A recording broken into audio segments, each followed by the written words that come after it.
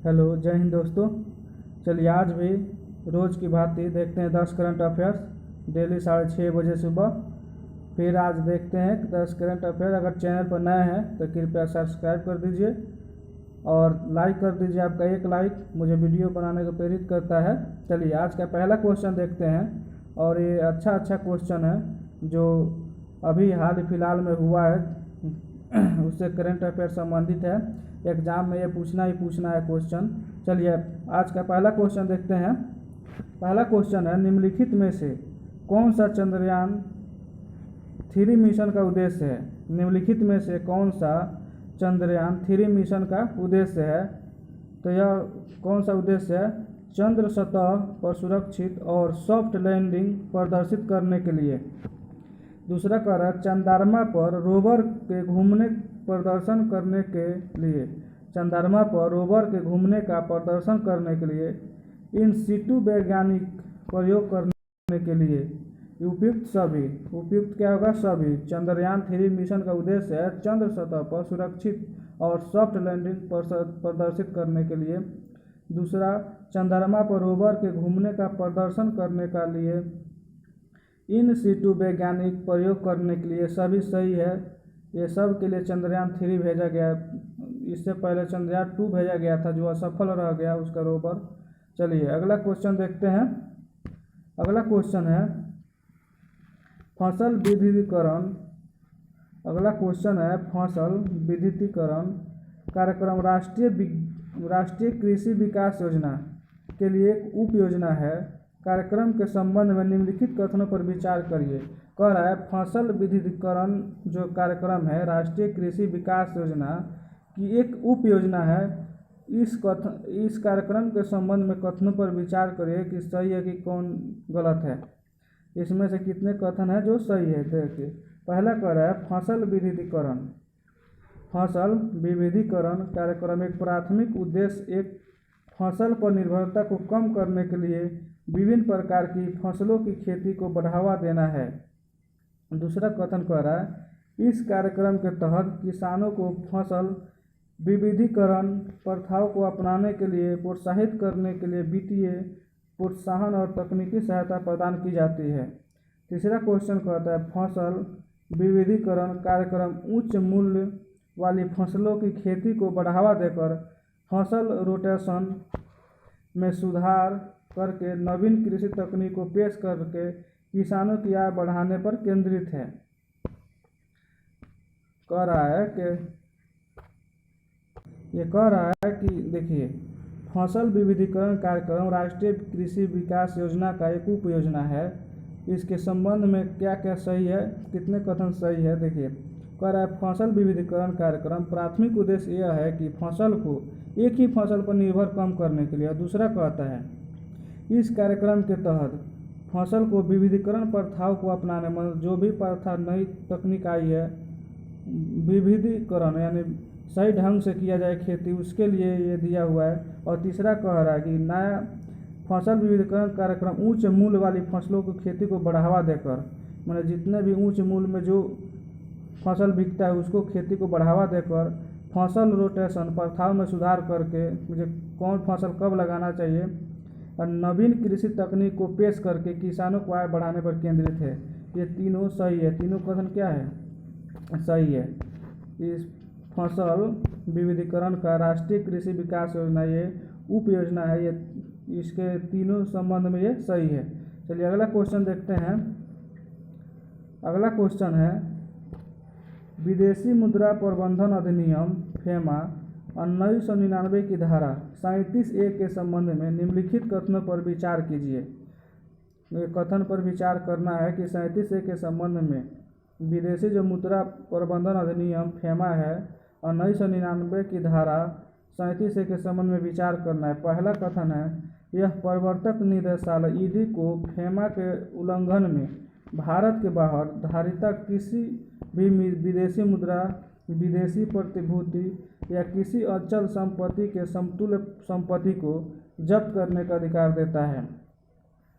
पीड़ित व्यक्तियों या संस्थानों के लिए सुरक्षा उपायों के संबंध में धारा 37A में कोई प्रावधान नहीं है। ये गलत है। पहला क्या है? सही है। इसीलिए केवल एक सही है। कितने थे? केवल एक सही है। अगला क्वेश्चन देखते हैं। अगला क्वेश्चन है, केंद्रीय विद्युत प्राधिकरण CEA एक वैधानिक निकाय है जो भारत सरकार के विद्युत मंत्रालय के अधीन कार्य करता है। कह रहा है कथनों पर विचार करिए। ऐसे ही क्वेश्चन आएंगे अगले एग्जाम में, आप क्वेश्चन से भाग नहीं सकते हैं। चलिए इसे मिलकर पढ़ते हैं। कथनों पर विचार करने कह रहा है, केंद्रीय विद्युत प्राधिकरण CEA एक वैधानिक निकाय है जो भारत सरकार के विद्युत मंत्रालय के अधीन कार्य करता है। दूसरा कथन है, यह विद्युत क्षेत्र के विकास के लिए नीतियों और योजनाओं के निर्माण में मुख्य सलाहकार निकाय है। तीसरा कहता है, CEA द्वारा तैयार की गई राष्ट्रीय विद्युत योजना एक वार्षिक योजना है जो भारत की वर्तमान बिजली की ज़रूरतों, अनुमानित विकास, बिजली के स्रोत और चुनौतियों का आकलन करती है। क्या करती है? चुनौतियों का आकलन करती है। तो इसका सब सही आंसर हो जाएगा ये 2 नंबर। कौन सही आंसर होगा? इसका 2 नंबर। यह विद्युत क्षेत्र के विकास के लिए नीतियों और योजनाओं के निर्माण में मुख्य सलाहकार निकाय है। यही एक सही है। कितने सही हैं? कथन इसमें कौन कौन सही है? कथन इसमें 2 सही है और 1 सही है। जो केंद्रीय विद्युत प्राधिकरण एक वैधानिक निकाय है जो भारत सरकार के विद्युत मंत्रालय के अधीन कार्य करता है। और 2 नंबर कह रहा है, यह विद्युत क्षेत्र के विकास के लिए नीतियों और योजनाओं के निर्माण में मुख्य सलाहकार निकाय है। चलिए अगला क्वेश्चन देखते हैं।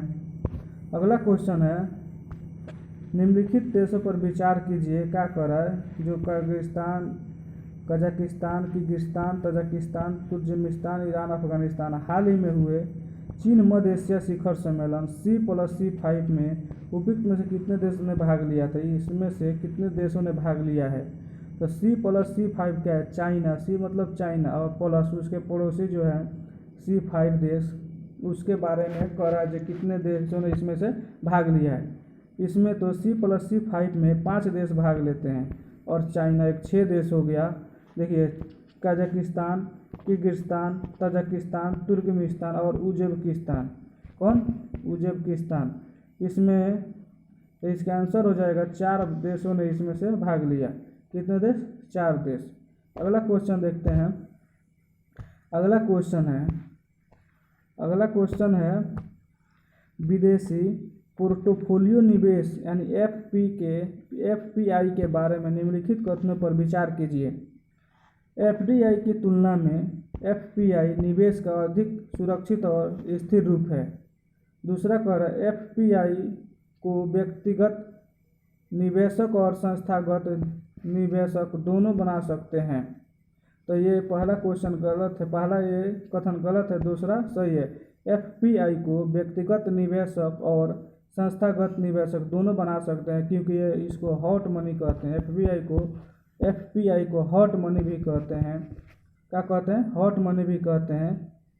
ये बदलते रहता है। चलिए अगला क्वेश्चन देखते हैं। अगला क्वेश्चन है, हाल ही में कफ्यू नेशनल पार्क खबरों में था, यह निम्नलिखित में से किस देश में स्थित है? कफ्यू नेशनल पार्क जो खबर में था यह किस देश में स्थित है? यह है जाम्बिया में। किस देश में है? कफ्यू नेशनल पार्क यह जाम्बिया में है। कहाँ है? जाम्बिया में। अगला क्वेश्चन देखते हैं। अगला क्वेश्चन है, भारतीय प्रतिभूति और नियामक बोर्ड के संबंध में कथनों पर विचार कीजिए। ये कौन सही है और कौन गलत है? इसमें उपयुक्त में कितने कथन सही है? भारतीय प्रतिभूति और विनिमयक बोर्ड के संबंध में।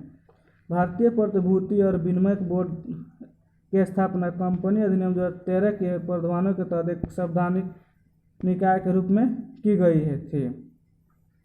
इसमें निवेशकों के हितों की रक्षा के लिए नियमों और विनियमों को तैयार करने की अर्धविधायी शक्तियाँ हैं। यह प्रतिभूतियों के संरक्षक, विदेशी संस्थागत निवेशकों और क्रेडिट रेटिंग एजेंसियों के कामकाज को नियंत्रित करता है। यह 3 नंबर गलत है, 2 ही सही है। 2 और 1 ये सही। इसमें 2 विकल्प सही है। कौन कौन? 1 गलत है। कौन कौन सही है? इसमें 2 और 3 सही है। कौन कौन सही है? 2 और 3 सही है, 1 गलत है। चलिए अगला क्वेश्चन देखते हैं। अगला क्वेश्चन है, वित्त के संदर्भ में ऋणों की सदाबहार शब्द संदर्भित करता है, किससे संबंधित करता है? वित्त के संबंध में।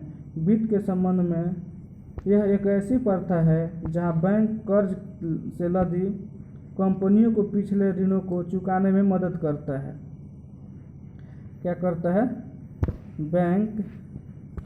बैंक यह ऐसी प्रथा है जहां बैंक कर्ज से लदी कंपनियों को पिछले ऋण को चुकाने में मदद करने के लिए और भी अधिक ऋण देता है। ये सही है। चलिए अगला क्वेश्चन देखते हैं और आज का लास्ट क्वेश्चन है, निम्नलिखित कथनों पर विचार कीजिए। आभासी आत्म केंद्रित एक शब्द है जिसका उपयोग आत्म केंद्रित के लक्षणों का वर्णन करने के लिए किया जाता है जो अत्यधिक स्क्रीन समय के कारण होता है। ऑटिज्म स्पेक्ट्रम डिसऑर्डर एक विकासात्मक विकार है जो संचार व्यवहार को प्रभावित करता है। इसमें कर उपयुक्त में कितने कथन सही हैं? तो 1 और दोनों कथन सही है। कितने कथन? 1 और 2 दोनों कथन सही है। आज के लिए इतना ही, फिर मिलेंगे सोमवार को 6:30 बजे सुबह। चलिए बहुत बहुत धन्यवाद।